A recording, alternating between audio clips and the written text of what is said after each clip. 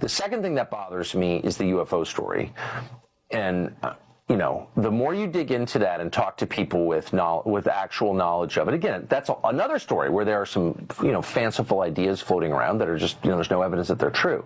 But if you talk to people who, you know, have actual knowledge of it that they gathered themselves, there are parts of that story that I do not understand at all that are really, really, really dark. It's so dark that I, you know, haven't told my wife about it. I mean, I haven't verified any of this, but this is not just stuff that I read on the internet. I know you all are very, very grounded in that story, so I think I know, you know what I'm talking about. Yeah. But there's some stuff there that's just like, man, I'm not even sure what that means.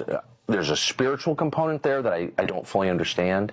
So yes, that story bothers me. And I think, last thing I'll say, that one of the reasons that we've had all these disclosures and all of these, 10 whistleblowers at this point, and it hasn't really become front page news. Part of it's suppression. You know, parts of the government don't want you to know about it, but part of it is the public can't deal with it. It's too far out. The implications are too profound. And so, and I understand that. Because I've heard things where I'm just like, oh man, I don't even really want to know that, honestly. Deeply disturbing stuff. You know, forget like saucers, you know what I mean? And technology. It's deeply disturbing stuff that I haven't even told Natalie. Yep. I agree with you. It's so disturbing. Exactly. I can't even tell my kids. My kids ask me different stories about it, and I won't say it because it's so dark. It's so dark. I totally agree. Miles is watching. So. Okay, Miles, if you're watching the show, Daddy's not going to tell you about that part of the UFO stuff and what's going on with the government. Well, can I say one thing? They've known clearly. I mean, this is, I think, established, and I feel comfortable saying this as fact. The U.S. government, I mean, these are real, whatever they are. They're not human.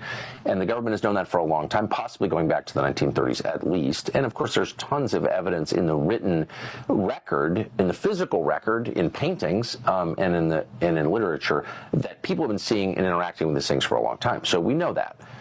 But the justification one often hears is, well, the government, various presidents who have been read in, not all have been, haven't wanted to disclose this because it would scare people. And I've always thought that's bullshit. You know, you're hiding a crime, which they are, by the way, in my opinion.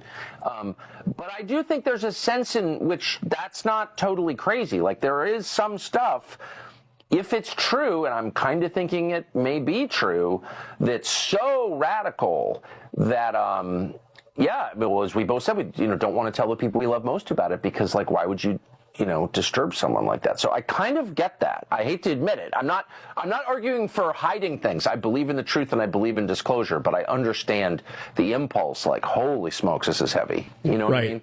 And the government's involvement in it makes it even heavier because then you realize the complicity. Exactly.